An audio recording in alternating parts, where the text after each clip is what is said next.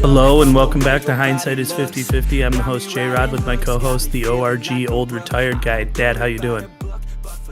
Finally, I'm good, man. Good to It's be been back. a minute. Yeah, it's crazy. I had COVID. It was like that was nutty. Because I've had both vaccines. I've had both two of the boosters. I think there's a third one, and I have not had that yet. But seems like a month ago, I started having flu-like symptoms, and your mom's telling me I should see the doctor, and I'm being stupidly stubborn, which I should have seen the doctor. Notoriously. Yeah, well, When it I'm comes to not- the doctor, I'm I not know. saying about everything. No, and I'm guilty, and I don't have a good reason. But after about a week or more of having those symptoms, it was probably 10 days. I through the electronically, I email my doctor a message, and I said, well, I've got this, and this. And that, like, immediately they email me back. It's like, well, do you have a fever? And it's like, no. And I never had a fever during the whole time, but they said, okay, come to the office tomorrow and then call us when you're in the parking lot. So, because so many things have changed since COVID happened. I mean, lots of places you don't have to wear a mask now. Health places you do, hospitals and all that. They seem to require it, and medical offices and things like that. But, at retail establishments, nobody does it anymore. And you see people wearing masks, but so I call them when I get to the parking lot. I mean, they go, okay, pull around and park over here. They literally come out to the car, and I felt like I had the plague. The nurse is all, gloved and gowned and masked, and I don't even get out of the truck, and she swabs my nose and a couple of different times, and she goes, it'll be about 10 minutes. So 10 minutes later, another nurse comes out, again, gloved, gowned, everything, stays about 10 feet away from the truck. She goes, you have COVID. It's like, super. Thanks a lot. No, I didn't say anything bad. You want to But put I me go, in containment? you gotta be. And I hit the dash of the truck. It's like, you gotta be shitting me. Or I said something like that. And she just kind of chuckled. And she goes, this is what she said. Now, again, I already feel like I'm being treated like I have the plague, and I had been taking, because, I mean, your mom's got a medical background. So I'm not going without medical advice, even before going to the doctor. Right. And I am using over-the-counter things like Mucinex, and because I have a high blood pressure, I take a special over-the-counter thing for people with high blood pressure, but a Corsedin type thing. But anyway, the nurse says to me, she goes, okay, get lots of rest. She asked me again if I had a fever. I said no, and I never did get one. She said, get lots of rest. She goes, continue taking over-the-counter meds that you're taking now. Hydrate. And if it gets worse, go to the ER. Look, thanks, Doc. I couldn't have figured that shit out at home. Exactly. So I tell Phil Malley, our neighbor Phil, who we've talked about, and who Phil was he your nurse?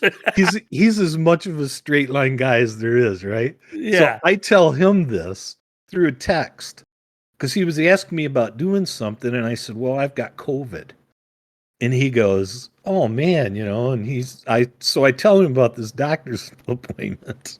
I mean, fucking JJ could have given you that advice. Phil goes, you could have got better advice from a homeless person. Yeah. Hey, so by the way, keep doing what you've probably already been doing, and if it gets Yeah. worse, go see someone else. Don't come see me. Like, But thanks. so anyway, so for probably a week after I went to the doctor, I mean, there was probably 2 or 3 days, and I mean, it was much like flu symptoms, and everybody's had the flu. It sucks, everything hurts. Everything on my body except my face hurt. My head hurt, terrible headaches, and body aches were really bad for 2 or 3 days. But Mhm. then I started like rolling out of it, and it came out. It was mostly in my nose and head, and it was just like, having to blow your nose all the time and all that. But it was about a week, and she said, "Oh yeah, I had to quarantine for a minimum of 5 days, and then mask for a minimum of 5 more." And so I made it through that, and again, there was probably a 2 or 3 day stretch after the doctor visit with the sound advice. Well, it was brutal when I got it when like at the height of COVID. I got COVID and I got it a couple times, but one of the times when I drove up to the testing center, this is when they were like relentless before they started swabbing your nose like you're a human and before they were swabbing your nose like they wanted to poke your brain. Yeah, And yeah, it's like I go there and I'm all stuffed up and she's trying to do it and it's burning and she just keeps pushing it up there and it's like, yeah. lady, when you feel resistance, stop. And she's not. And like I know the nose is a sensitive area, but it's like not many things make like my eyes will water, but not many things make tears stream down my cheeks. Yeah. It was like a waterfall. Oh, She would not stop pushing, and she pulled that swab out of my nose, and I sneezed in the car, and it was like a little kid with a pound of bubble snot, oh, and dude. it's in my hands, and she just like walked Oh. away, and it's like, oh, thanks for giving me something for it, like. But then the other story I have about COVID, and again, this is the height of COVID. Mine lasted forever. I got real sick, and it took about 3 weeks. And it's just about like the bad advice stuff. So it gets to a point. I've seen the doctor through like telemed, all that stuff, and it gets to the point where I'm really struggling to breathe, and so I go to the ER. I sit in the emergency room, and it is packed. They are. It's so packed that they're drawing our blood in the waiting room. And so, and there's a closet in the waiting room that they've put an EKG machine in. And so everyone's going in and getting that done and getting their blood drawn. And I wait 3 hours to get a response from these people. And the guy comes out and he's like, you still have COVID, but we're hoping that you're kind of at the tail end of it. And I go, well, it's been 3 weeks and I can barely breathe. And he goes, yeah, you're a bit wheezy, but just keep doing what you're doing, and we're hoping it's over soon. And Well, thanks a lot, Doc. I That'll be looked at him and I go, $125. and I said this loud as hell. And the way I go, you got to be shitting me. 3 hours for that? And this old dude, this like 80-year-old man next to me, as I'm walking out, he goes, son, good luck. And it was just like, it was ridiculous. It turns out that because it stripped my immune system, not only did I have COVID, but I had a sinus infection and a bacterial lung infection at the same time, and they just sent me home. Well, and again, we've talked about Phil on the show before, on our podcast before, and and I love Phil, and he's such a great guy, but he's such a straight line dude. I tell him that, and he's like, you could have got that advice from a homeless person. He goes, you should have just gave them the money. You want a cookie, you pussy? Good Lord. Thanks a lot. Yeah, that's priceless though. Like, oh, I'm so glad I came here. So you just Yeah, shoved that up my nose to say, yeah, you are sick. Go home. go home. But, Thanks. the good news is that I came out of it. Like, I really do feel pretty good now. There's a little bit of the nasal stuff hanging on, but nothing like it was. The body aches are gone. I never had a fever, but it was weird. I would lay in bed and I'd have to literally close the vents in the bedroom because my back was so hot when I'd lay on the bed, but then my front would be freezing and my back would be Mhm. hot. But I never did have a fever, but yeah, Well, and we can't get away from the illness lately. So I you know. got COVID, Mhm. and just to all the listeners out there, we appreciate your patience and you guys sticking by us. But we've been pretty sick, family wide. So you got COVID, and then Yeah. for about 2 weeks, I lost my voice, Yep. and I was sick, sore throat, what appeared to be a sinus infection, but I never like went to the doctor or anything. It took about 8 days to get rid of it. It seemed like, um, but I didn't have a voice and I had a sore throat. I actually just got my voice back yesterday evening, and it's been in and out today, but so far so good.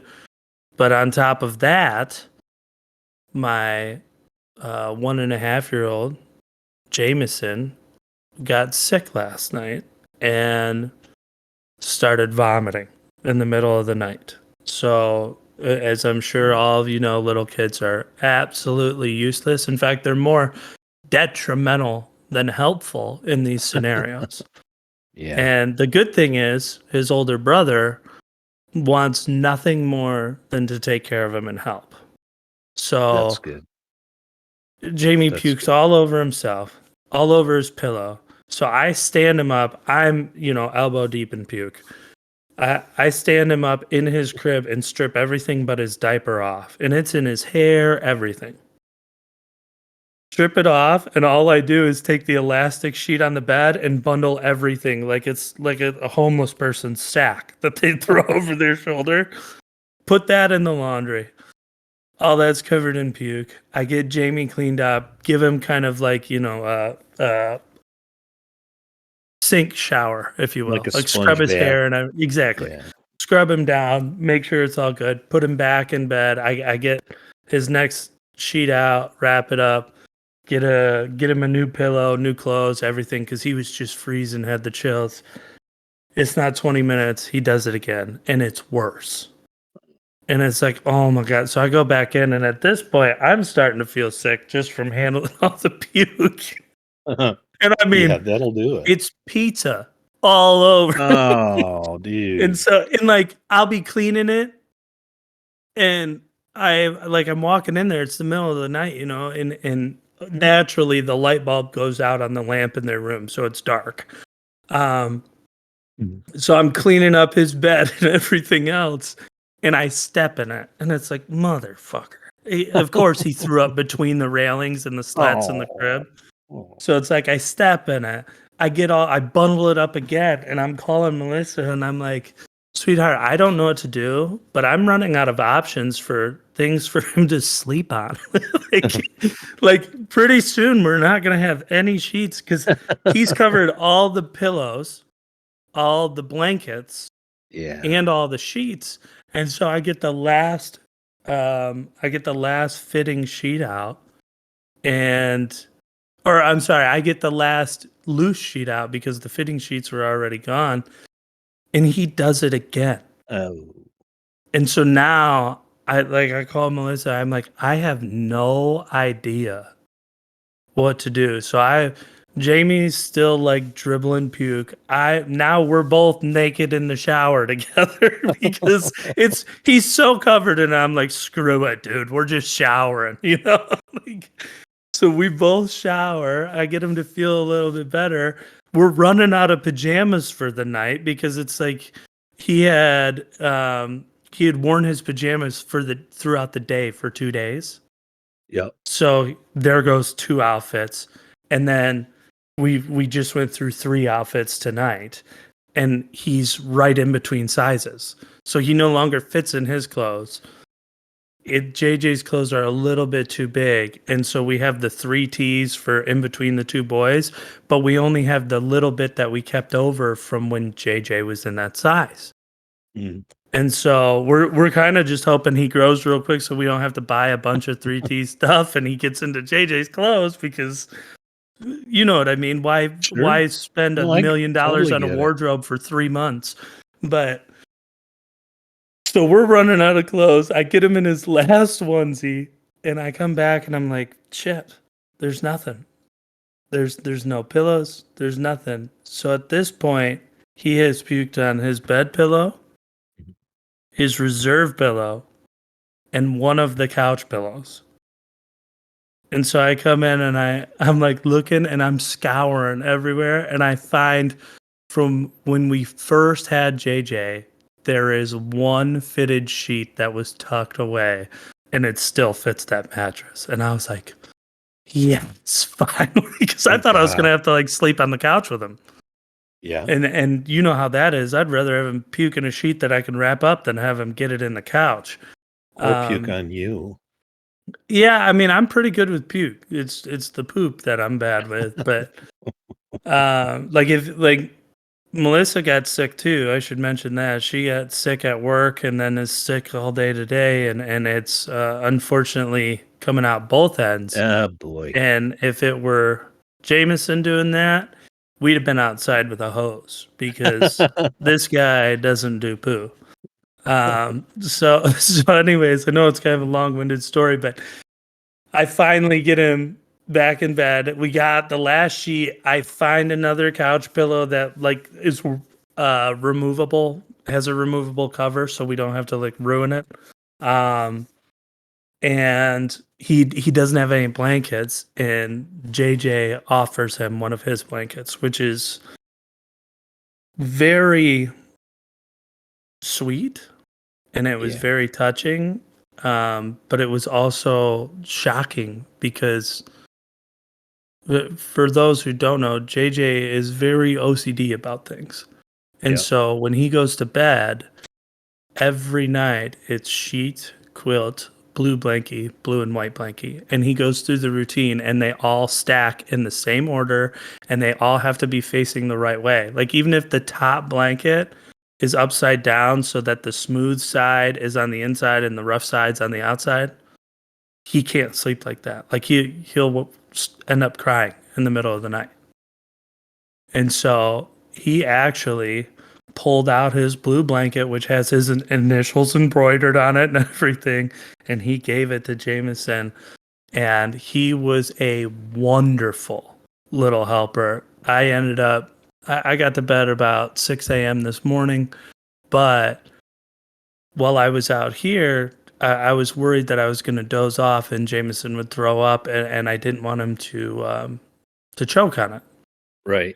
And so JJ, I tied up the front gate so that he couldn't get downstairs to the outside door or anything. But I just told him, I said, I'm going to leave the door open for you tonight. Normally it's closed and there's a sleeve on the handle, so they can't get out and get into cleaning products and everything else. So I said, I'm going to leave this open. And if you hear him cry or if you hear him start to get sick, you come get daddy right away. And I said, I should be here, but in case I fall asleep and I don't hear it, you got to let me know. And there was 2 times, and I mean, he was out there right away. And then all he wanted to do was help. He was filling up a water bottle for Jamie to drink out of, because we didn't want him drinking out of the other one in case it tasted like vomit. We didn't want him to keep getting sick. He was help getting out all the onesies and the jammies while I was cleaning up Jamie. He was so helpful, and it was just pretty good for a 3.5-year-old dude. It was incredible because he's a shit starter. Yeah, well. I mean, the kid is like, if I could burn your house down, I would.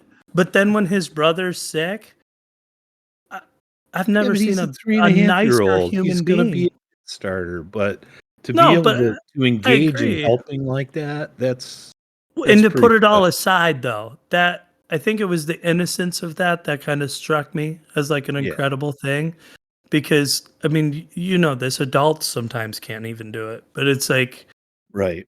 even though he likes to pick on his brother and even though he likes to cause drama, when his brother was actually sick, it's like all bullshit stopped and it was all he wanted to do was help him and make him feel better. And I that was so cool to watch as a dad.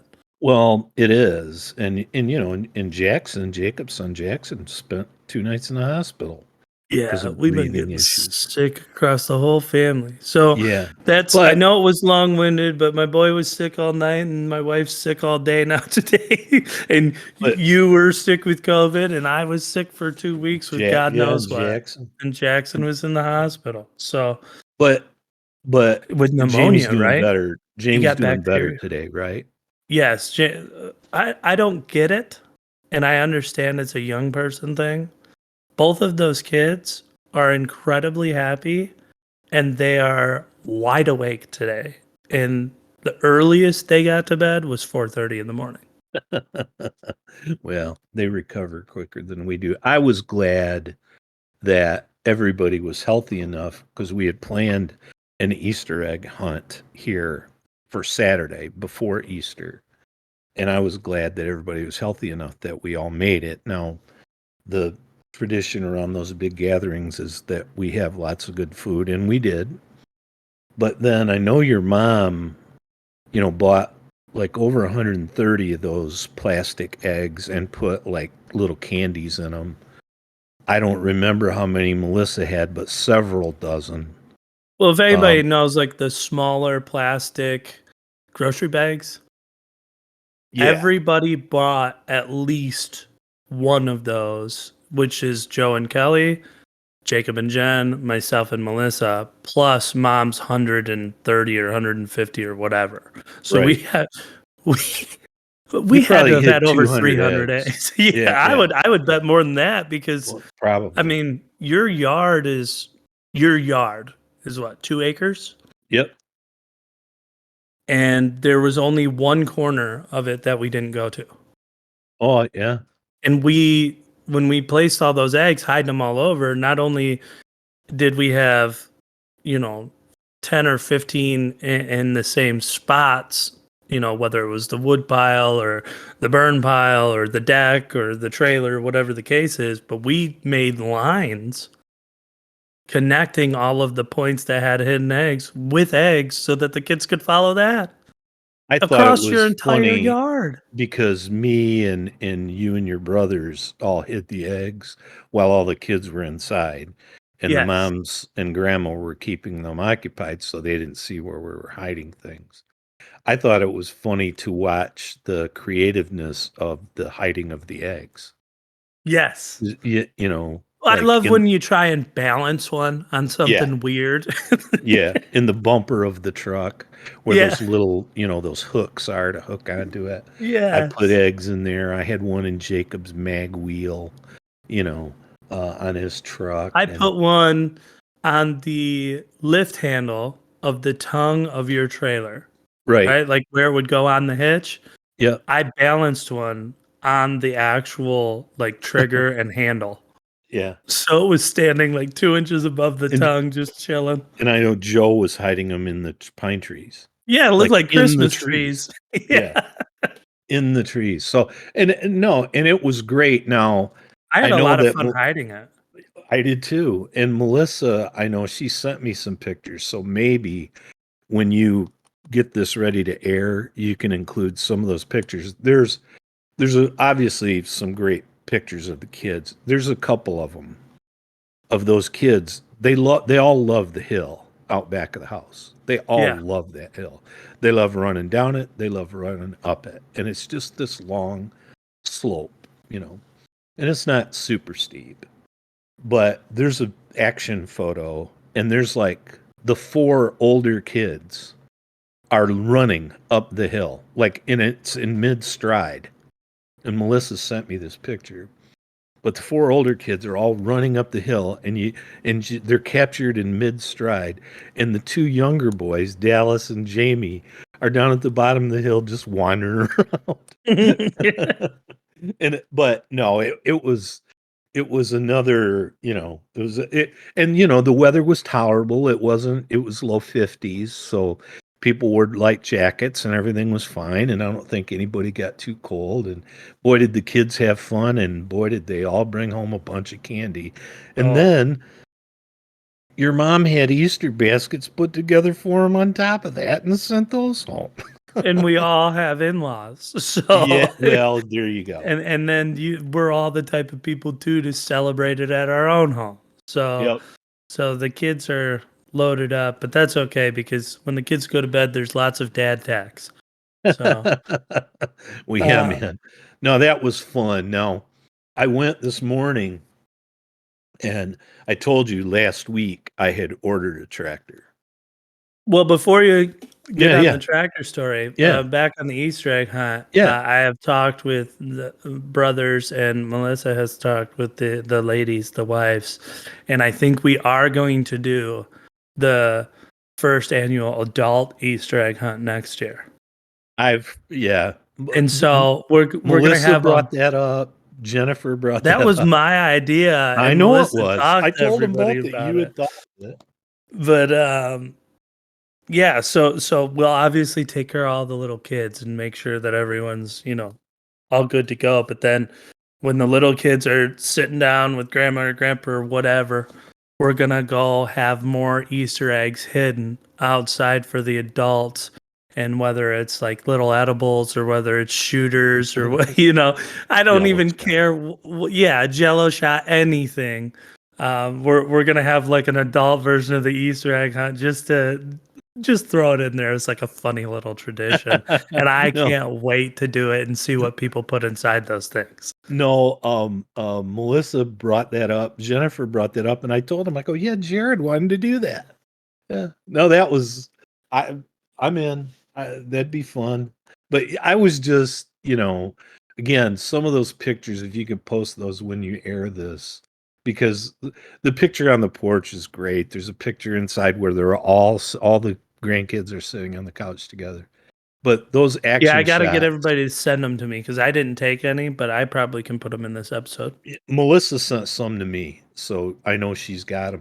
There's a couple of those action shots on the hill that are just priceless. But so Well, in today's day and age, with everyone posing for everything, like it's so odd to me because we used to have disposable cameras like the Kodiak cameras, right, right? And, right. and cell phones weren't a big deal. So when you got your picture taken, you like went to a studio or you went out for the holiday at like a Bass Pro Shops or something and got your photo taken. And it's so weird to me because the best part about disposable cameras was so people were so not used to being able to take a picture that they took candid photos, and those have always been the best photos. They are. And now, because the tradition of posing when you have the ability to take a picture was so strong, it's like we have cameras on us all the time and everybody lines up for a picture, and it's like, yeah, it's great to have one or two family photos, but the rest of them should be action shots, so we're actually remembering the events that took place that day, not that we all stood together and smiled in 2023. Like, Well, I know because she told me, Melissa did, that she took several videos and she would create still photos from those videos. And yeah. so there's some action shots in there. She sent me a couple of them, and they're, like I said, with the four older kids, and they're in mid stride, man, running up that hill. And then you see Jameson and Dallas just wandering around at the base of the hill. I Like, love I think their backs are to everybody. They're not Well, running up the I hill. mean, those two have one shared brain cell between them, and it only thinks about food. So they were probably lost. But I do love when she still frames stuff. I think that's where one of our favorite photos comes from. I think is from a still video, and it's the one of you, Jacob, and I riding all side by side on the way back from Mackinac Island Oh on our yeah, motorcycles. yeah, And it's just like it really is cool when you get the candid in the moment photos instead of everybody together. yeah. We were three across on I-75. I remember that. I have that. I have that one on my phone. That's a I good think picture. I've put it as a picture on one of our episodes before. Probably. But Well, anyways, you were getting into the tractor adventure yeah. that you've So had. so I went up today. You know, the tractor thing has been an adventure, and I know I've talked about it a little bit. And I don't want to dominate things, but there was just another twist happened. Okay, so after all this shopping, and I've over researched it, I settled on this TYM, which is cheaper. It has everything that I want. Um, and, it's got the kind of engine I want. It's got a Yanmar diesel engine, which that's the same thing they put in smaller John Deere tractors. But it has all the features I want. Plus, it actually has other features that when you buy a brand that is more well known, like Bobcat or Massey Ferguson or even John Deere, that you would have to add on, that this comes standard on these TYM tractors. So there's a dealership, and it's even farther away than you are from me. It's up in Clinton Township. And, and so I'm dealing with this guy. And we get to the end, and I think I had mentioned, he says, well, you're out the door for this much. And it was right at $21,000. And I said, well, and he says, and there's $100 delivery fee. Well, that's 100 miles, but this is a $20,000 purchase. And I said, no, there's not. And he said, well, yeah, it's our policy. And I said, well, it's not my policy. So it ended up, I walked away. And I was actually kind of nervous about having a dealership so far away because, it's 100 miles. And I mean, you got to, like in my case, I don't have a big enough trailer to haul that tractor. So if it's got to be worked on and I have to take it there, I got to borrow a trailer and then drive basically 2 hours to get it to the shop. And that made me a little bit nervous, although these tractors are very reliable, it seems, and they have great reviews. But I walked away. And I just thought, if you're going to blow this deal over $100, then I'm going to let you blow it. I So mean, you should. yeah, I don't think I'm right. And people say, well, you're stubborn. You shouldn't have lost it for $100. The silver Who's lining is who's this. stubborn though? The guy who lost 20K or the guy who didn't want to pay the extra $100? Both. But you know what I mean? Like one's Yeah, a little bit you didn't get a toy that isn't a necessity. It's something you want. He right. just lost that dealership a $20,000 tractor sale. That's fair. And Joe's friend, Mike, the mechanic, he had told me I think it was at Montana's birthday party. He said, have you ever looked at those RK tractors? There's a store called Rural King that has them. And I had not. Well, so after this deal falls through, I go, well, Mike mentioned that a while ago. Maybe I ought to start looking at those. Those tractors are made by TYM. It's the exact same tractor. But instead of saying TYM, it says RK, Rural King. Well, Yeah. that dealership's 45 minutes away, so it's less than half the distance. I go to price out the tractor, it's $1,000 cheaper to buy it, and it's the same identical tractor, but it And says it's close RK. enough for you to trailer it. So there isn't even Yes. discussion about a And now the delivery the fee. the kicker is that I have to haul it home. Well, your brother texted me today. He's already got me a ride. He's already got somebody to deliver it, so I don't have to borrow the trailer and go get it. My neighbor's trailer, and I saved $1,000.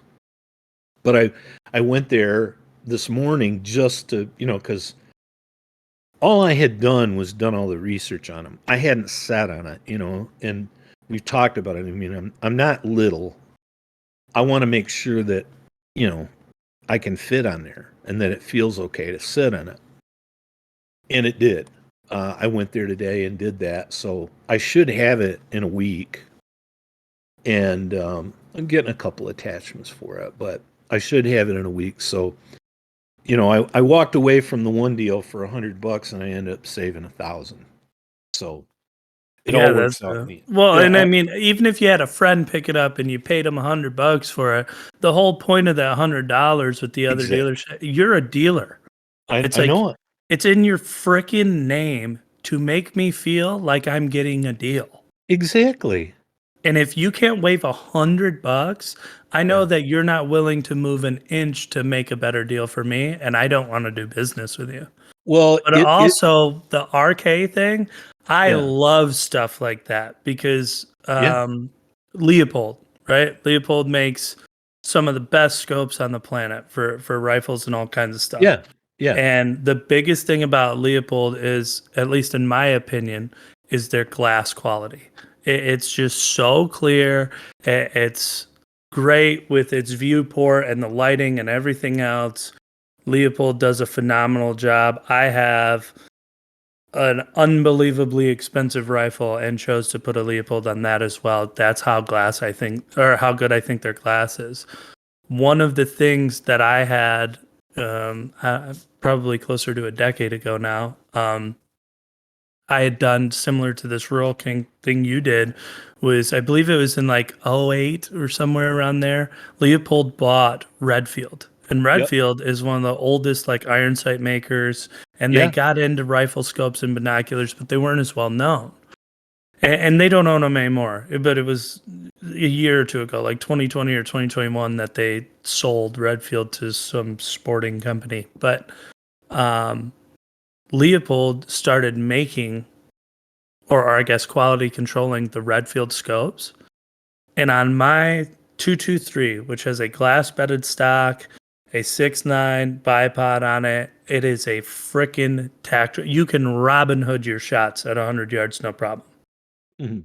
It has a Redfield Revolution that I bought for like $150, and that is a $900 scope. I mean, it Yeah. just, but it's like you got the Redfield brand instead of the Leopold brand, but the parent made sure that the Redfield was high quality to reinforce the Leopold name. And it's like, I love things like that. The fact that you got it $1,000 cheaper because it says RK, which, let's be honest, is better than TYM. It's like you got a better insignia on your tractor and you got it $1,000 cheaper. That's a freaking steal. And that also tells me you weren't meant to buy it from the other freaking dealer. Well, that's kind of where that's kind of where my head was at. I mean, it just has these little things that come standard that that I probably wouldn't add. But I mean, to buy one of those better known brands, be it Bobcat or John Deere and Kubota, they're in a class by themselves as far as price. They're way beyond the money that I would spend on the same size tractor. But to buy a Bobcat or a Massey is like, $4,000 more expensive. And it doesn't have these little creature comforts that this tractor comes equipped with. And a major thing that it has rear hydraulic hookups already in it. So Which that is if I want to insane. put a power cylinder in the back, all I need is a cylinder and the hoses, which is a couple $100. If I wanted to do that to a Cat or a Massey, that's a $1,500 add-on. Well, this comes equipped with that. And it's got like a phone charger where you just drop your phone in and it's wireless and it Uh, charges your phone. It's got they that. It's got a toolbox built on it, and other ones do. They're just a little plastic toolbox. It has Bluetooth speakers on the rollover protection, like weatherproof Bluetooth speakers. yeah. So I just just little creature some of these comforts. brands though almost need to get held in check, and they never will. But like you're saying, the John Deere being overpriced and all that, it's like that all over. I mean, to all motorcycle guys, sorry if you get butthurt out there, but it's like for the longest time, Hondas have been better machines than Harleys.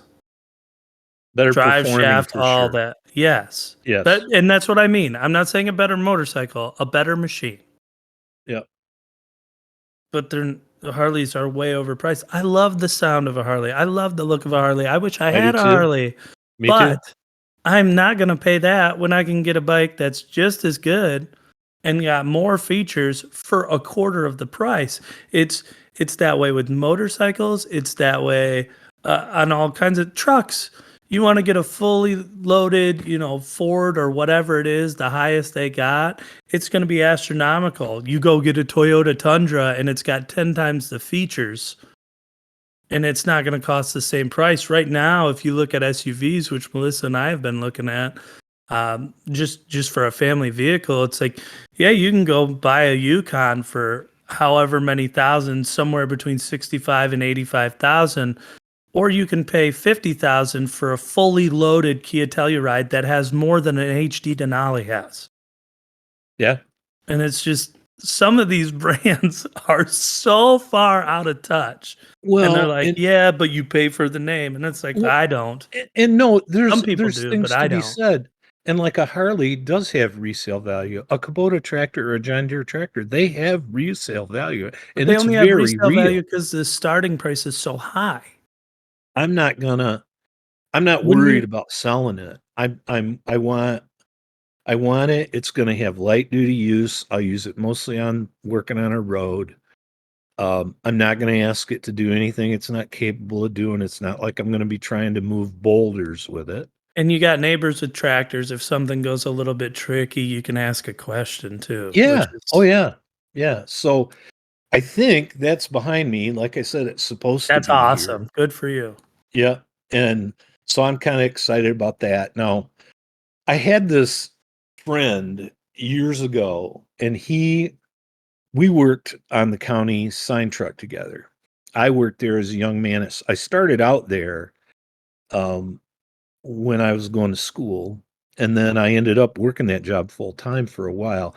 And I put up traffic signs, like stop signs and curve signs and all that stuff. Did you That's have a what we sign did. that said caution dummies in truck? Yes, yes, we had that on the back. And I actually I worked in the sign shop too. I silk screened signs and painted some of them by hand, um, of different symbols and stuff. But this guy he was a student at Michigan State, and he was right around my age. We were real close in age, and he was just a character. His name is Ken Yunkin, and Ken, he just worked there summers, and I don't know how he got that job. It was, he obviously had an in there because it was kind of a plum job to be able to work for the county. And, you weren't going to get rich, but, you weren't going to kill yourself either. And he worked with me on the sign truck for a couple of summers. And we just, lots of adventures. Ken's a really good guy, great personality, real smart guy. He was an art teacher for a long time. And I know he was a potter. Oh, you said he Um, was a smart guy. Very, But he's an very. art teacher? Yeah, he Yeah, is. just give me But he shit. is. And He's a he homo. and and then I know he ended up, and I don't know all the details, but anyway, I was thinking about him the other night, and I just because he was in your mom and I's wedding. Like he stood up with me. You said he's a potter? Yeah, and his son is a potter too. I What found is that out. that? I know I'm asking a dumb Play question. play pots. They Like they make literally just make pottery? yeah, Oh, yeah, okay. I yeah. didn't know if it was as simple as it sounded. They have, and Oh, I don't know well. what you call the tools, but the spinning wheel, and then there's a kiln where you dry them and all this stuff, but Yeah, yeah. ceramic pots and clay Okay. pots, and so I was thinking about him and just different things because we had, during those couple of summers, we had such a good time, and and he's one of those guys. He's got a great sense of humor, and he doesn't mind if you play tricks on him, you know. And So he's a friend. he subjected himself to that a lot. He would be out late, and I'd play tricks on him because he'd go to sleep in the truck, and I'd do different things to him. But so I'm thinking about him, but I didn't know how to reach him, and I knew he had lived in a bunch of different places abroad, and I believe that he had worked. I believe he worked for like the military. He worked on English speaking military schools at various places throughout the world. I think that's it. And he'll correct me if I'm wrong on that. But I know he's worked in Panama. I know he's worked in Korea. I know he's in Germany a couple of times. You know, Jeez. Well so traveled. he's traveled all over the world. But anyway, I didn't know how to reach him. And I used to have, did you ever have the LinkedIn app? Were you ever up on Yeah. that? Yeah. Okay, so I had that. And then when I retired, because I didn't really use it a lot, it was kind of like friends on Facebook, only you didn't get as many messages. And so when I retired, I just deleted the app. So I'm laying in bed while I have COVID, and it's in the evening, and I text your brother Jacob, and I said, "Do you still have LinkedIn?" And he said, "Yeah." And I said, "Can you look up Ken Yonkin and see if he's on there?" And I spelled the name for him, and I said, "He's going to be about my age, 67, 68." Well, within 5 minutes, Jacob sends me back Yonkin's profile. So I re-downloaded the app onto my phone. I sent Ken a message that night. Within 5 minutes, Ken sends me a response.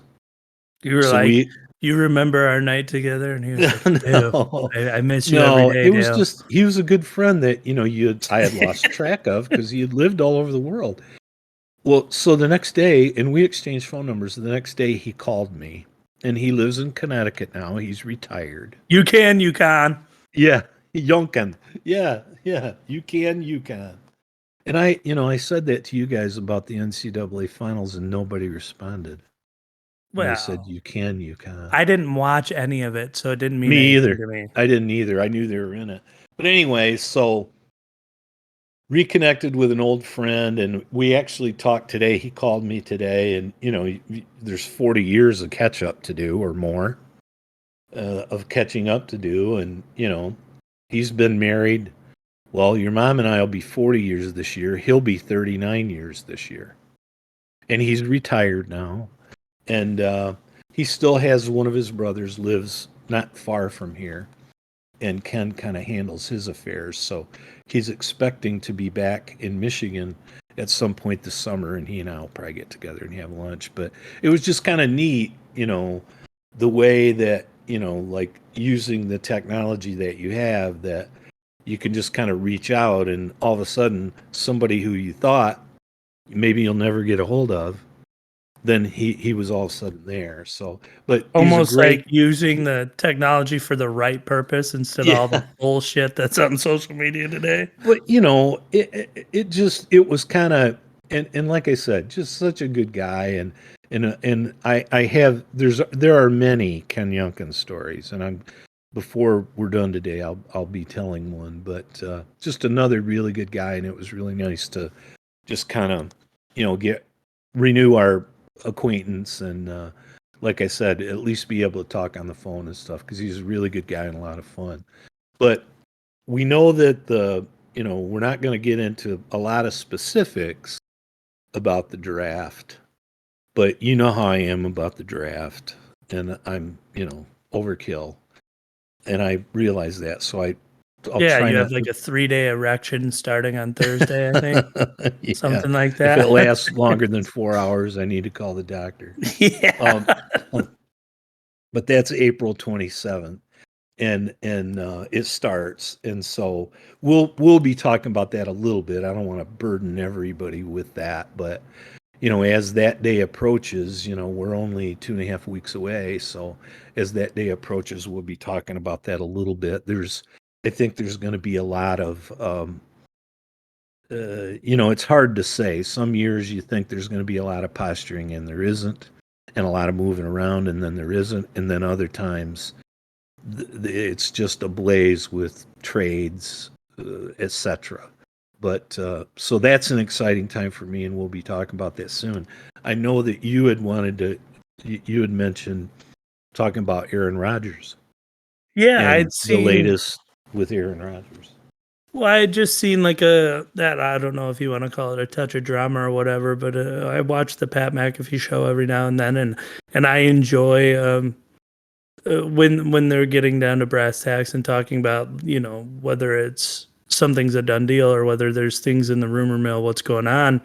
And with Aaron Rodgers, I think everybody's kind of sitting here wondering what the hell's going on with him and the Jets. The Jets want him. He wants to be there. The Packers want to make the trade, but it's just taken a really long time. And it's one of those deals that it seems like it should be so simple, but we've seen it a million times where everyone ends up stunned when it falls through at the end.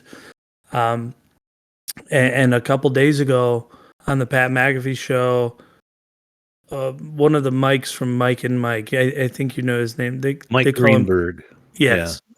Yeah, I was gonna say I think they call him Greeny. So Mike Greenberg was guest appearing on the Pat McAfee show, and he had mentioned, although he wants it to desperately not be true, one of the things in the rumor mill that he had heard right now is that the 49ers are kind of frothing at the mouth, waiting for the Jets deal to fall through.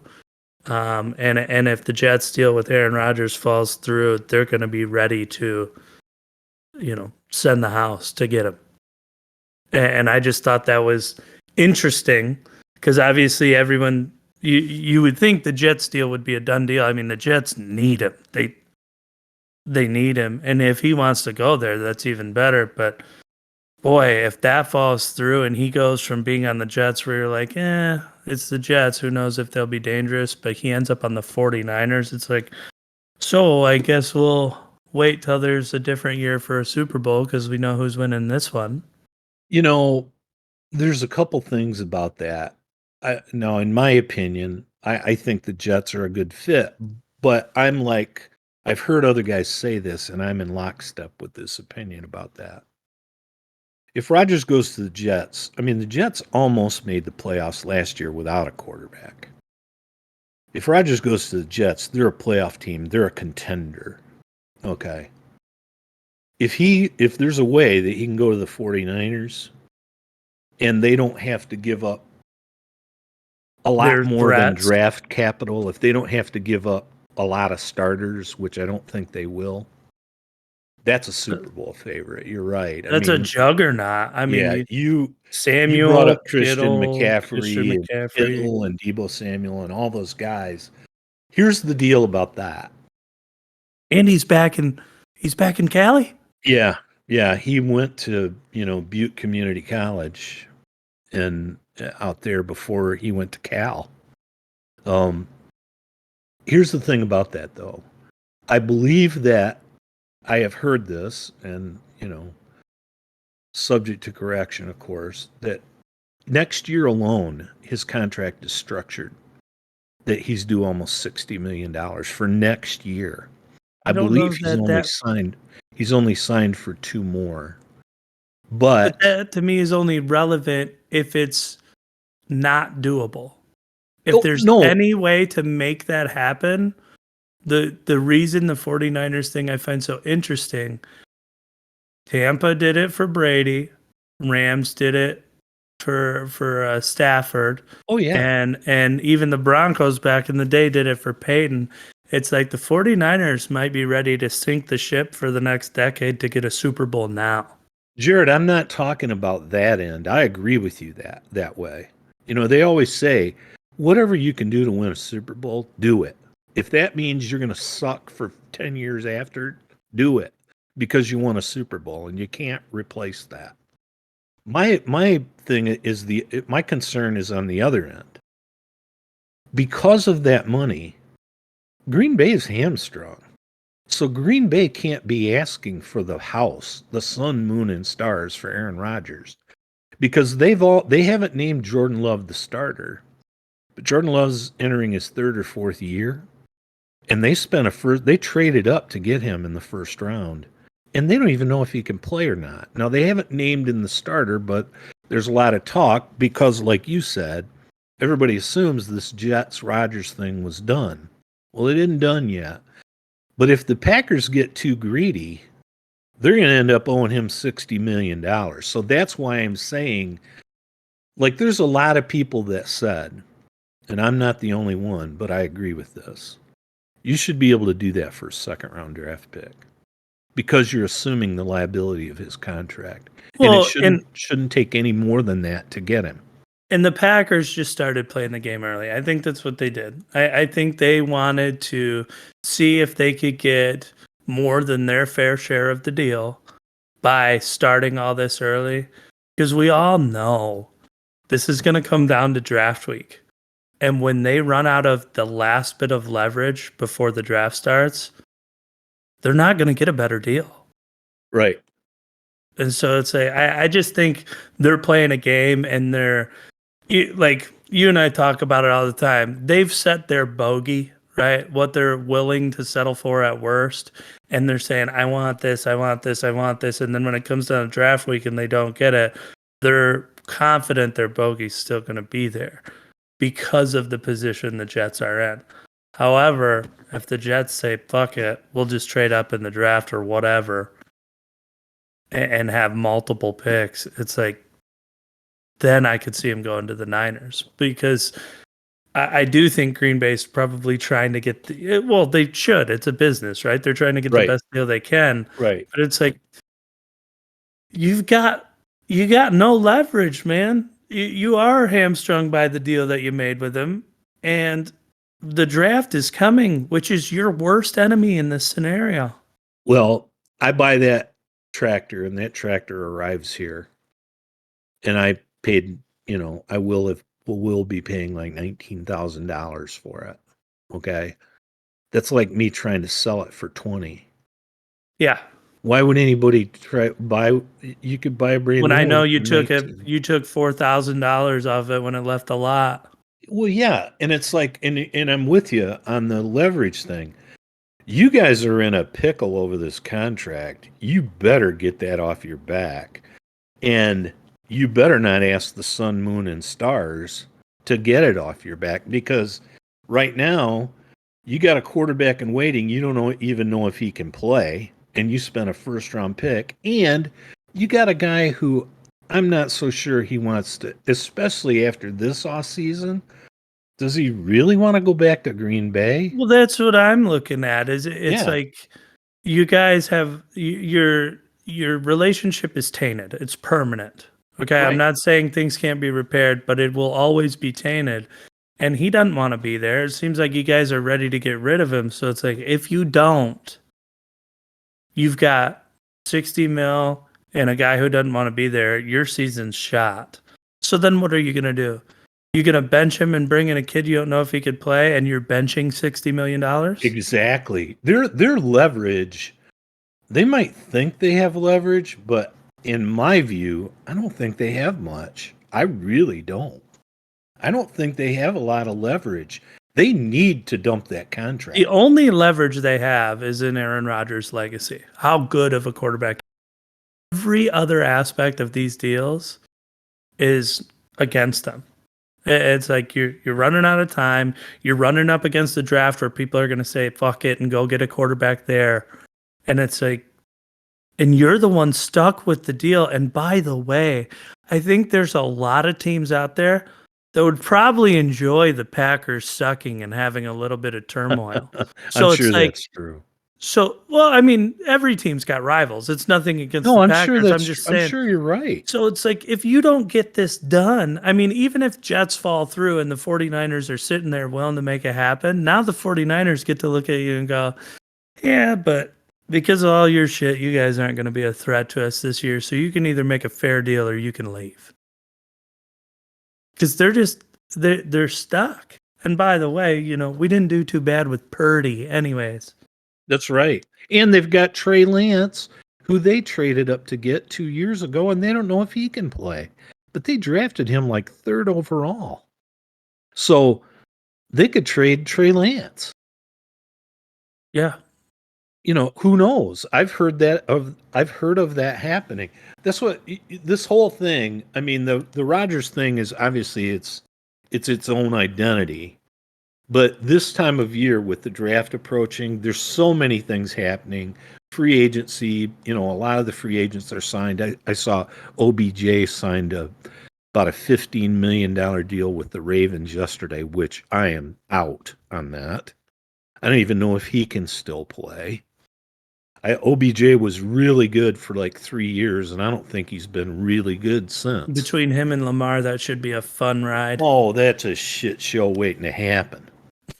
But you know, But if there's one guy that can handle that shit show, it's their head coach. So well, it we'll is. see. It is. You know, you don't in Harbaugh we trust. You know, Yeah, especially absolutely. John, but even Jim in a lot of ways, but especially John and Harbaugh we trust.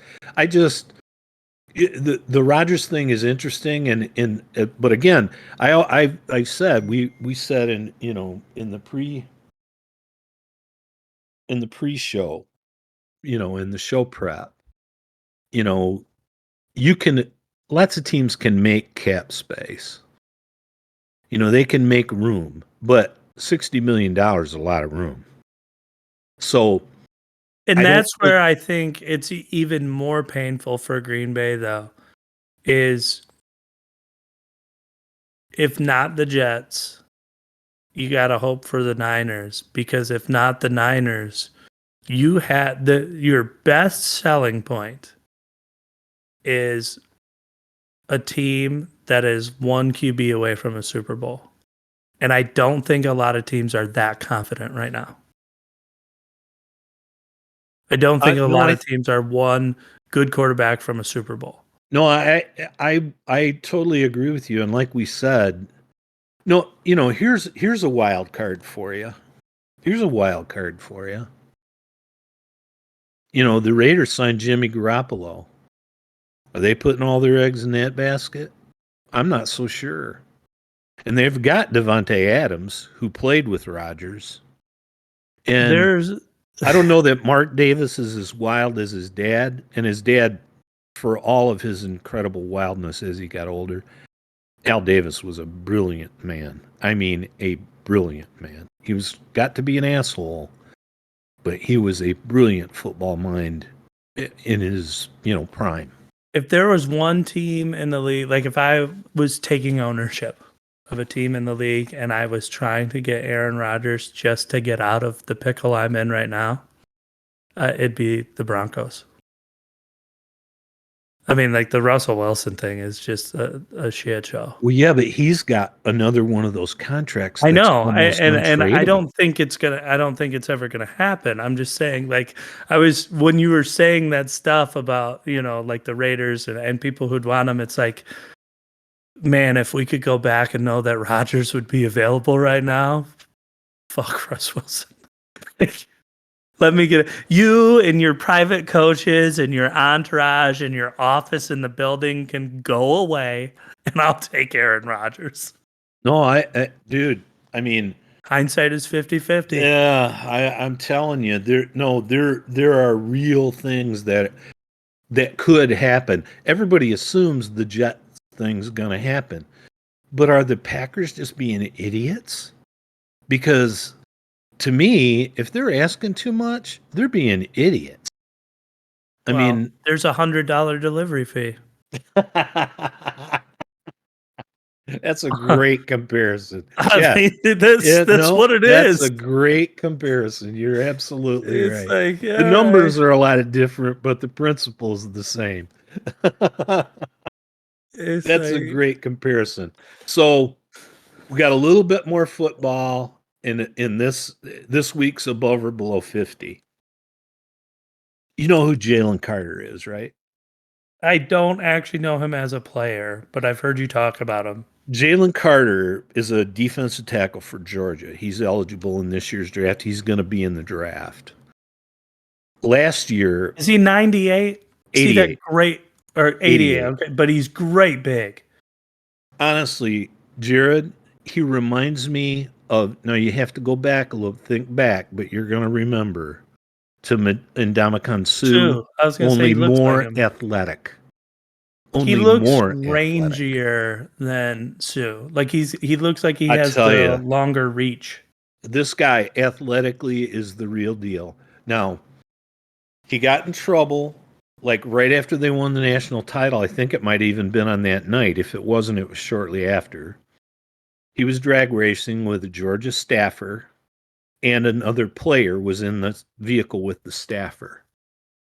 They were racing, the other vehicle ran off the road, got in an accident, and it ended up, I believe I don't know if they both died, but the staffer died, and maybe the other player died. But and Carter was involved, because he was racing. Okay, well, it turned out that Carter, there's all kinds of erroneous reports. Now, this Carter last year would have likely been the number one player picked. Prior to this happening this year, he may have been the number one player picked, even above those quarterbacks. And if not, he would be the first non-quarterback taken. He's that good. He's that good on the field. So he has this incident. It gets proven that, yeah, he got a traffic violation. I think he got $1,000 fine. He got some community service, but he didn't commit a felony. He didn't leave the scene of the accident. He was actually at the combine when they issued a warrant for his arrest. So he immediately flew back to Georgia where it happened. So he did everything right. Well, then he has his Georgia Pro Day after the combine, which he got to do very little because he had to leave. And at his Pro Day, he looked out of shape. He was 9 pounds heavier than at the combine, which was less than 2 weeks after. Now, you and I both know I could gain 9 pounds in 2 weeks, but I'm not a professional athlete. I don't know if you could, but I know I could. Yeah. I don't anymore, but I could. But okay, so the car things happen, and I look at that as that's a non-starter. That doesn't impact how I feel about him. But then at his pro day, he was clearly above his playing weight, and just in a short time afterwards, and in what drills he did do, which were, I guess, only positional drills, some of them he couldn't even finish. He was so winded. So here's my above or below 50. Jalen Carter, who may be the best player in this draft, may be. But especially after this pro day, and you can throw in the car racing incident if you want to. When did that car incident take place? Right after the national championship. It was either the night of or within a week afterwards. And it might have been This the night past of. year? Yes. Okay, that's what I thought. So you got that, which again, that's a kid that had an accident and he did what he was supposed to do and he paid his fines and he's doing his probation or whatever it is. And it wasn't a felony. So I don't even look at that. For me, now the pro day thing worries me. Okay, but here's my above or below 50.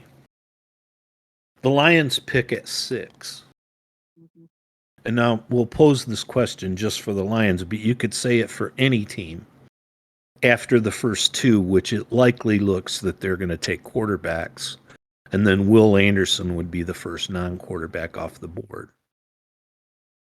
Another conversation, but you got Arizona picking at 3, and you got a quarterback you can't trade because of the contract you just gave him in Kyler Murray. Or I think Arizona might be looking if they hadn't given him that guaranteed money. At any rate, we'll say that it's the Lions at 6. And Jalen Carter, again, prior to this, may have been the first player taken, prior to this pro day thing and this car incident. Above or below 50, do you take Jalen Carter at number 6 and why? Above 92%.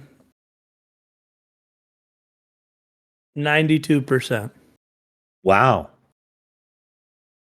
The physical skills there. Obviously it's there.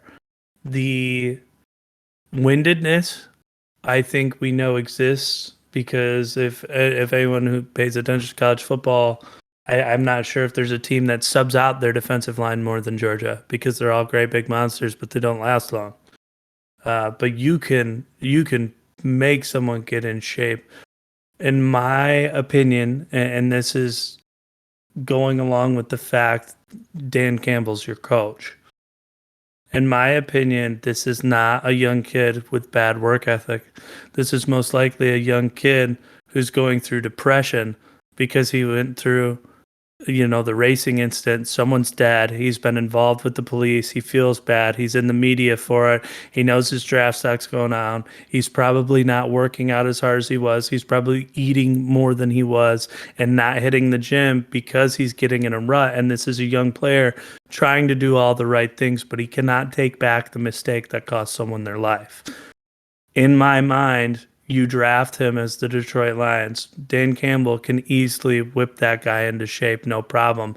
And what you do as Dan Campbell, again, this is my opinion, is you do two things. You make sure to remind him that he is lucky to be alive because it could have easily been him in that instant, and it wasn't. But on top of that, you show him a picture of Shawn Rogers, and you go, this is the biggest freak of nature that's ever played for this organization, but he was a lazy piece of shit. When he decided to play, nobody could stop him. We know that you can be that unstoppable machine, but we will not tolerate you behaving like he did. So if you can't get your shit together, you won't last here. And I think a conversation like that coming from Dan Campbell will get this kid straightened out. I think you get him into shape, and with not only the coach having the energy he has, but the locker room having players that want to play for that coach, I think this kid rides the bandwagon. He gets in shape and he kicks ass. Well, I'm not as you're at 92, I'm at 60. And I only say that because I'd love to see that happen, and all those things that you said make sense. They do. They're going to have personal interviews with like 30, up to 30 players, and they've already had some. Hendon Hooker's actually in Detroit today, the Tennessee quarterback. But he's got an ACL, and he likely won't play the whole year. He'll be done for a year, and he's already 25 years old. So that's one of the knocks against him. But I'm at about 60%, and I only say that because I think this personal meeting with Jalen Carter that they have, they need him to say those things you just said. They need him to say, no, I am all in, and I admit that, I probably didn't handle that as best I could, but I'm happy You to work fucked out. up. Yeah. I'm happy to work out for you now, and I'd like to show you what I can do. Because if I he's think got to that, get out of Georgia too, right? He's got to get out of the local media right. because I think that's what's burying him. And I think that it's a tricky thing with this culture that we're building, and we're clearly building. I mean, there are players that wanted to come here. There are players that wanted to come back and wanted to stay here. So they redid their contracts, or they didn't even explore free agency because they wanted to be here. There are free agents that came here. They got the D-back from Philly who was a steal. Boy, Williams screwed the pooch though, didn't he? Well, he did. He did. And we got David But I think that Montgomery, helps the which Lions. I'll take that. But I think that helps the Lions because the Lions wanted him here and they offered him a fair contract and he snubbed it and he ended up getting paid less. And not only on top of players wanting to be here, but I think that also proves the Lions opinion of you as a whole, and that holds other players in check.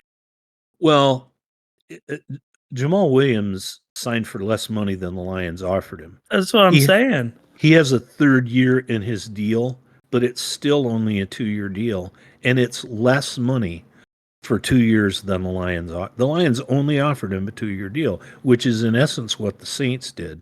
That third year is voidable. But that almost sets a precedent where when other players look at it and they go, man, I think I might be able to get more money, it makes them take a second look and go, I really want to play for the Lions. They offered me this, and in previous history, seems like they offer the fairest deal you're going to get. Well, with Carter, again, I think that his personal interviews, and obviously he's going to have individual workouts too, and he needs to shine at those, and he needs to, say those things that you said. And that's why I just think it's really critical. You don't want a bad egg in here. I'm not saying he's a bad egg, but I need to be really sure he's not. I will tell you this. You know how I am about mock drafts, and I look at a ton of them. And a lot of them, dude, JJ could do a better mock draft. But a lot of them, I think, are pretty reputable. There wasn't a draft last year or during this whole season, this past season, that had Jalen Carter going past 3 or 4. I mean, he Well, was going to be anywhere from number 1 to number 4, and it was all over. Now, there's a lot of drafts. Well, supposedly the Raiders have taken him off their board because of all the incidents. But he's there's a one lot of of those drafts that players show that's him falling to 10. he's one of those players that's such a talent, but you are worried about the basket case side of things. Right. That I actually do know who he is. After you said he was 88, I absolutely know who he is. And he is a freak of nature, but he's one of those players that the draft, in my opinion, from what I've watched over the years, is so polarizing. And watching what happens ahead of the team who's like your bogey, the last team that'll pick you up. You know, like let's say you know you're not going 1 or 2, but you expect to go in the top 10, and then 10 goes by. 10 was like your bogey where you thought there's no way I'll be drafted later than 10. He's one of those players that once the right team passes on him, I think it gets in all the owners' heads. And we've seen it before, and I wonder if it'll happen to him. I think it could if he didn't go high, where if he doesn't go in the top 10, he's not going in the first round. He might be late second or early third, and someone's taking a chance because that's one of those things where, like, when so many teams had the opportunity and you're that talented, I feel like owners start to get this feeling of, well, they know something I don't know, so let's avoid them Exactly. like the plague. Well, Alex Smith and Aaron Rodgers were the number 1, number 2 pick in going into the draft that they both came out. And San Francisco had the first pick, and they picked Alex Smith. Aaron Rodgers lasted until 24. He was the last guy in the green room, and the Packers drafted him when Brett Favre wasn't. Maybe he wasn't in his prime, but he was still playing really good ball. Yeah, And I feel so, like he still had some years of his prime hanging on. Yeah. yeah, he had some real, because Aaron Rodgers really didn't play for like 4 years because Favre played. But it's like that's that case. Randy Moss, it happened to him. Rumors come out about people. Warren Sapp, there was a rumor came out about him, and he lasted way longer than anybody thought. And Warren Sapp, he's a Hall of Fame player. Like him or don't like him, he was a Hall of Fame player. And so you're right. I mean, when you reach a certain point, but again, with Jalen Carter, you weren't seeing him lasting past like 4 because he's that talented. Well, then now you're seeing him in drafts lasting to 10 or I 11. do think it's 2 and that's the 92%. And maybe I didn't include this and that's my fault, but I think it might be too enticing for the Lions to not take him if he's there. And it's because when you look at Houston and when you look at Hutchinson and you go, okay, these guys are awesome. How do we make them phenomenal?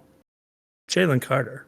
If No, you can he's get him to play. exactly what we need. He is the perfect, his ability is the perfect position that we need. We need an interior defensive lineman that can rush the passer, push the pocket. That's it. But He does all of not that. just a run fill, someone No, who gets penetration up the middle. 100%. And it's I like once you do that and the pocket collapses, we already got the edge covered. So, and that to me, you were talking about the interview, and it's like that to me, it's almost solely based on the interview. But I think it's how Dan handles it, not how Jalen Carter handles it. Because if you go in and you ask him the standard questions and he doesn't impress you, shocker, nobody's surprised. But if you go in and you go, hey,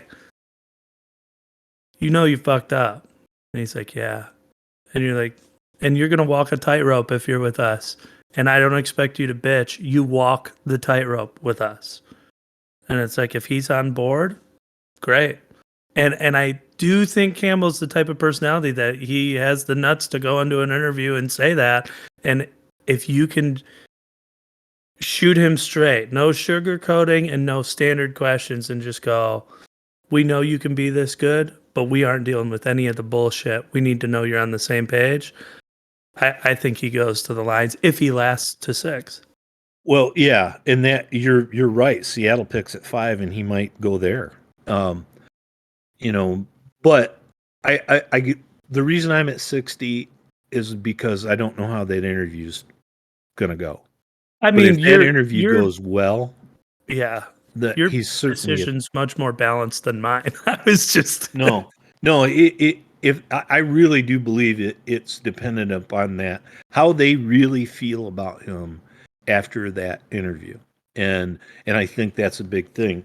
Now, I didn't want to dominate with football, and we've talked about it some. I I had brought up a movie and I suggested it, but everybody's been sick, and I know you haven't had a chance to watch it. This is an older movie. It's a 1987 movie. It stars Cher, who I know Cher made movies, a few of them. I think she was in a movie called Silkwood. I know she was in one either called Mask or The Mask. She's been in a few movies, and I'm selling her short because I'm sure she's been in way more than that. But I never, she never struck me as a lead actress in a movie. She is exceptional in this movie, and Nicolas Cage is very young in this movie. I remember parts of this movie, just not all of it. And he's like, for him at least, he does really well at being like a greaseball, like He playing does. gross. Like, He does. yeah. And he's, it's about an Italian family in can't remember if it's Brooklyn or it's in New York someplace. Because they end up on a date, they go to the Metropolitan Opera, so it's in New York. But there's lots of Italian music. There's lots of Italian cooking. It's they live in a large home with a couple of other great character actors.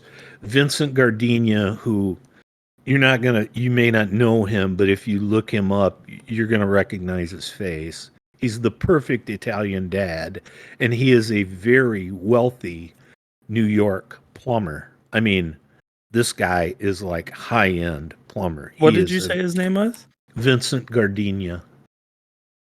I'm sure you'd recognize him. Again, this movie's 87, so it's 45 years old, Oh, yeah, I 35 know who years he old. is. Olympia Dukakis is in it. She's very good. Danny Ayala is in it. He's only in it a little bit. He's good. John Mahoney, who played Frasier's dad in the Frasier series. Yes. John Mahoney's in it. He has a small part in it. A lot of great supporting actors. It's a lighthearted movie. It's a love story. It's an Italian family where like 3 generations live in one house. Like I was gonna say it's very much like Little Italy, right? Like that's yeah. okay. Cher lives in the house with her parents, who are Vincent Gardenia and Olympia Dukakis. Vincent Gardenia's father lives there with him, and he's really old, and he has a bunch of dogs. He's got like 6 dogs that all. But it's a romantic comedy. It's got great music in it. It's this Italian family that they're interfering and nosy and their personal entanglements. Anyway, we had just watched that recently. It was on. We had one of those free Showtime weekends, and we had just watched that, and it reminded me of. And I'd seen that movie probably 3 or 4 times, but I hadn't seen it in a long time. And it's just a really good movie. There's lots of good character actors in it, and Cher is really good, and so's Nicolas Cage. So that's one that I'd recommend. And again, it's much older, but it's the kind of show that you could tell by the vehicles, you can tell by the fashion that it's older, but the fashion of the day. but it's not. The story it could happen today. It's obviously there'd be some different things going on in the background because of the modernization since 1987 and what 35 years, 36 years, but really good movie and really worth watching. And if you get a chance, I really do believe that you and Melissa, you could sit down and watch that movie together and be entertained. It's that I'm it's that sure good of a we show. would. I actually, when I was looking at pictures of it while you were talking about it, and I feel like that was one of the few movies where Nicolas Cage actually annoyed me, but I just, and again, it would have been, I would have seen this forever ago, like as a little kid if I saw it, but I remember Cher having like a fairly large female role in that and being Oh yeah, a much better actress than I thought she would be. 100%. I was blown away. Like I mean, I knew she had a variety show with Sonny and She Cher fit in her so first thing. perfect. Yeah, It, and yeah, she, and there's a love triangle, a bit of one. No, it's a lighthearted movie. It's a romantic comedy, and like I said, it's one that's worth watching again. And if you haven't seen it, I'd recommend it. And like I said, the movie's is not going to be ruined by a lack of special effects or anything like that because there isn't any of that. It's just this Italian family in New York and their personal entanglements along the way. It's a really a lighthearted movie and really good. it's one We of Nick Cage's wife beater movies. yeah, yeah. He's Where's the he's only got two yeah, I know of, and yeah. they're both. I mean, if this one's as good as you say it is, and what I remember, they're both really good. It's that and Con Air. Con Air. Yeah. Con Air is amazing. We Well, should talk about that this next is time. Nick Cage Young, pre-toupee. yeah, this is real young. Yeah. Yeah. This is pre Like he's so hairpiece. greasy in this movie. He It's he just, he works in the basement of a bakery. He bakes bread every day. Yeah, and it's an Italian bakery. It's so everybody in the he's movie is yeasty. Italian except John Mahoney. Everybody's Italian. But even John Mahoney has a great part. He's a professor who dates more than one of his students who are much younger than him, and it always ends up bad for him. You're drawn to those type of ethnic movies with the big families, like I guess. Italian, but Yeah. also like My Big Fat Greek Wedding.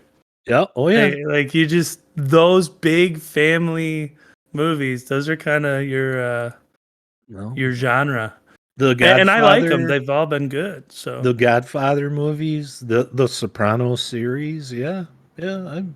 I like those. I guess I do, but this one is a total. It's a lot like My Big Fat Greek Wedding. It's lighthearted and it's a romantic comedy. It just struck me that we ended up watching it again the other day, and that's a really good one, and I think people would like it. I had mentioned about this reconnection with Ken Youngkin. And again, yes, Ken was in our wedding, which is in June will be 40 years ago. Um, and just such a good guy. I mean, even tempered. I don't think Ken and I ever got in an argument. And I mean, we're working together for summers, like in the same truck, every day for 2 summers. And and we're both young at the time, but we always got along, and he's just always just a really good natured guy. He and I were out, and we were putting up a sign someplace. It was out in the country, and this car drives up and parks right ahead of the truck. And these two guys get out, and they ask us how to get to the Southern Michigan prison, which when you lived in Jackson or Michigan, Southern Michigan prison used to be a big deal. I mean, it used to be the largest state penitentiary in the world. I It mean it isn't looks anymore. serious. Like Yeah, it's it was a big aggressive. place, and people Lots of come there barbed from wire. all over. I mean, I'm not trying to stereotype, but lots of people from Chicago, lots of people from Detroit. And you know, and they would, I mean, constantly people would ask us for directions. So Ken and I are already out of the truck putting up the sign, and we finish up, and these guys are standing by their vehicle. And I go to one side of it because of the side of the truck I was on, and Ken goes to the other side. And both guys are standing there talking to me, asking about directions to get to the prison. And the one guy is smoking a cigarette outdoors. And Yunkin was standing where the guy never saw him. And so Yunkin's No. and he's standing there, and the guy flicks his ashes, and it goes right in Yunkin's face, and he kind of wipes his face off, you know. And the guy said, and I looked and I kind of giggled, and the dude never even turned around. The guy who was smoking the cigarette, he didn't even know he was doing it. And Yunkin just kind of, you know, and he always hated cigarette smoke badly. So the guy's talking a little bit more, and the ashes get long on his cigarette again. He flicks it again. It does the same thing. He didn't move? No, it goes right. You're just asking for It it. goes right in his face. Well, he wasn't that far. He couldn't have been 5 feet behind him, but I But I really mean, don't think that's the shame guy. on me at that point. And I mean, I think I giggled a little bit, you know, because Yunkin's sitting there wiping his face. Then the guy flicks his cigarette. It hit Yunkin No. right in the forehead. A lit cigarette. And by this time, I just fucking cracked up laughing, man. I lost it then. I mean, I was laughing. And the guy turned around. He's like, "Oh, man, I'm sorry. I'm sorry. I didn't." That's when you go, what the fuck? You want to put it out on me too? Jesus. But I mean, the fact that he didn't move, Well, walk away. I don't remember I think that he thought the guy. I don't know what he thought, and I mean, You I didn't said this say is a anything. I really just smart guy. the first time I just kind of chuckled, and then you know, and the guy keeps talking to me, Oh and then the no. second time it hits him again, and I chuckled more, and then when he flipped it, and it hit him right in the forehead, a lit cigarette hit him right in the forehead. And then I Dang. just cracked up laughing. And the Oh, I dude, you wouldn't know, have been he able was to like hold all it. apologizing to Ken and stuff, but he clearly didn't see him. Yeah. But that's I how. have directions while I abuse your boy over No, here. no, Jeez. he was just you know, this same guy, Yunkin, this Ken Yunkin, the same guy. We would always, you know, I mean, when I was younger, he even brought this up in the first conversation we had since we kind of reconnected last week. He brought it up like I used to swing a sledgehammer every day. That's how I drove those signposts in the ground.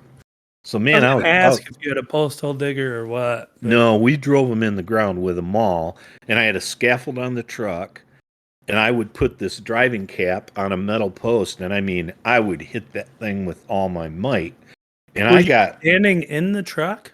no outside, like How it was a low flatbed was the truck, and there was post? a scaffold that swung out, and I would walk. It was like walking the plank, and I would walk Oh, out on that, and it was like a double 2x8 that had metal braces on it, so it would support my weight. I But got man, I mean, I would reef on these posts. I mean, and I would, you know, and my arms were really strong because of that, you know, because I was doing that every day.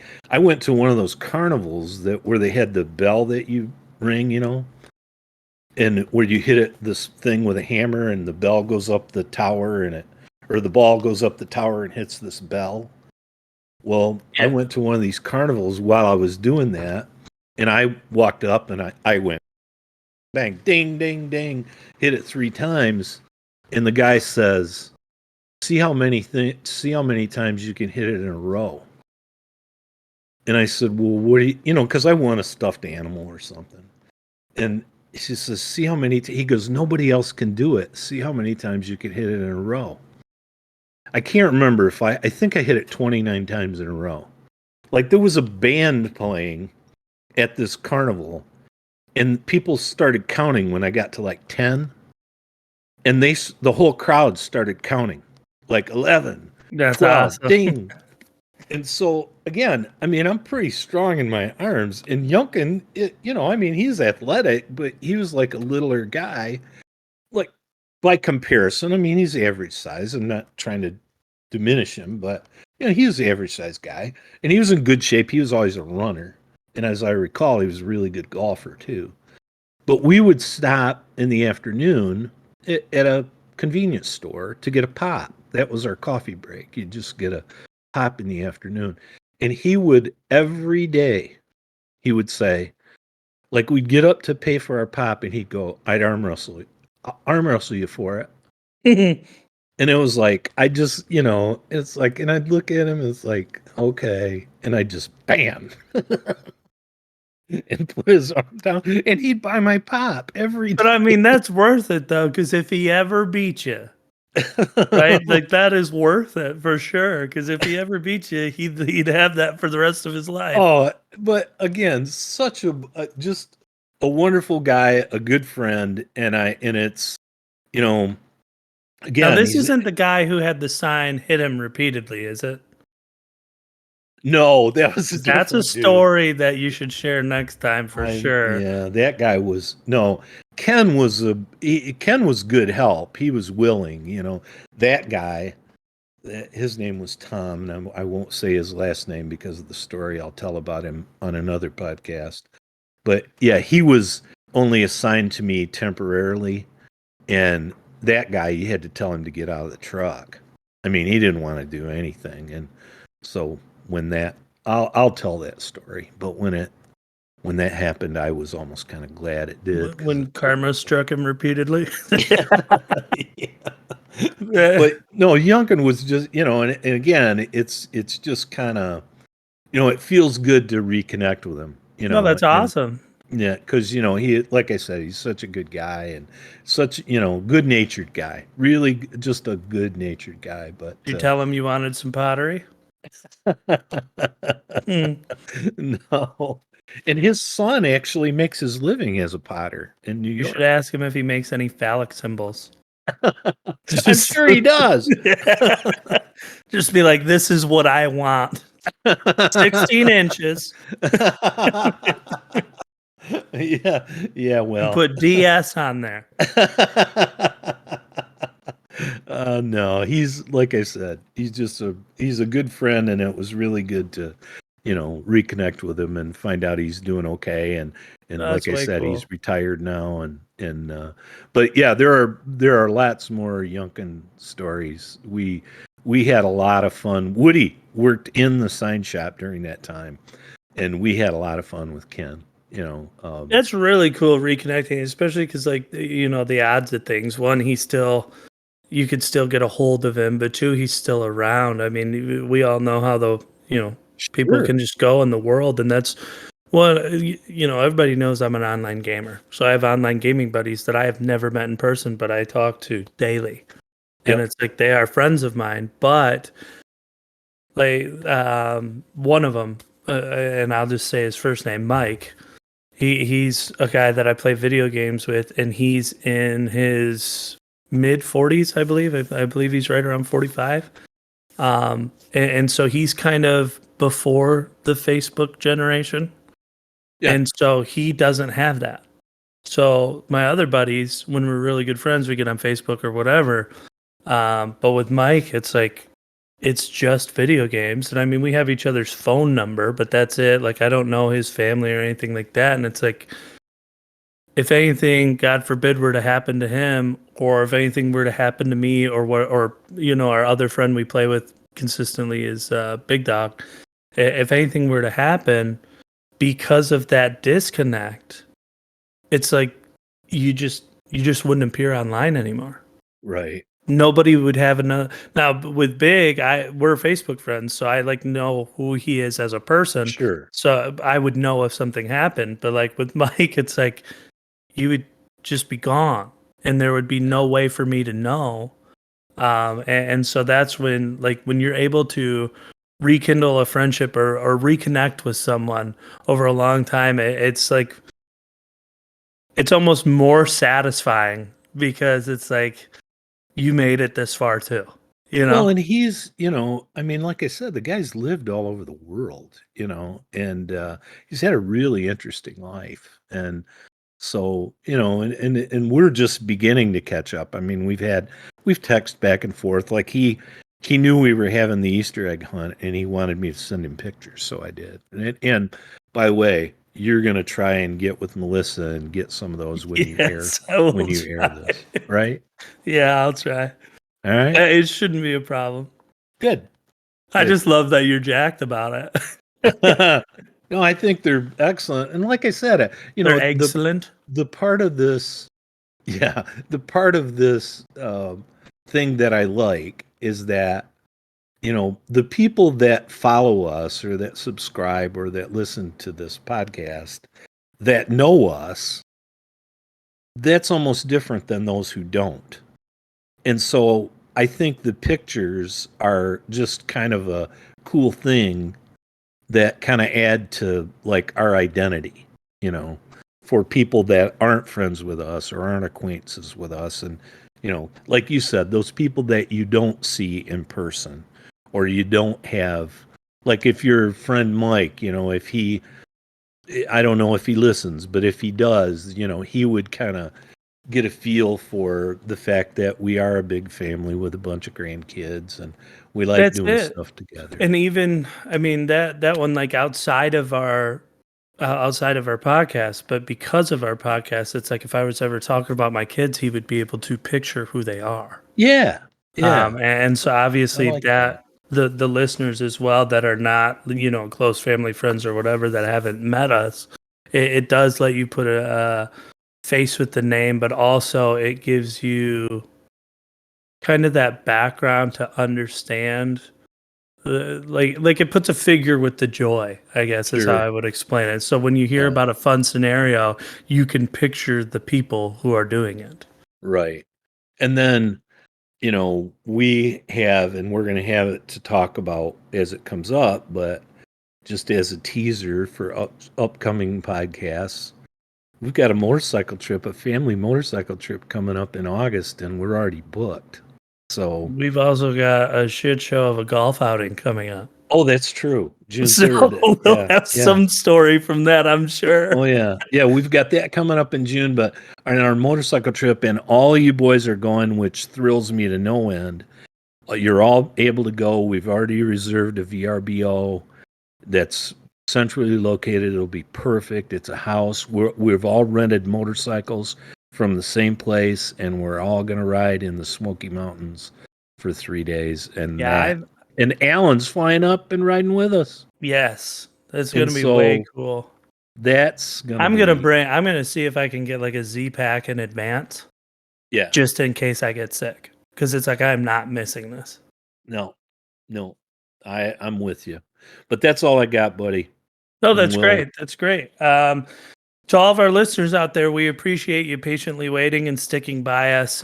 We do apologize for the delay. I know it's been a few weeks. Again, some unforeseen circumstances. We've thought about recording in advance, potentially to have fill-in episodes, but we also like that this is a fresh cut, a fresh take, and things are always relevant. So we're kind of jumping back and forth between that. But we do appreciate you guys listening, following, liking, subscribing, sharing everything. Again, if you have a friend out there or family out there that you think would enjoy our podcast, please share. We'd love to grow, continue to do this. But as always, be safe, be smart, make good choices, and peace out. Love you, Dad. love you too, buddy. Bye bye. Bye.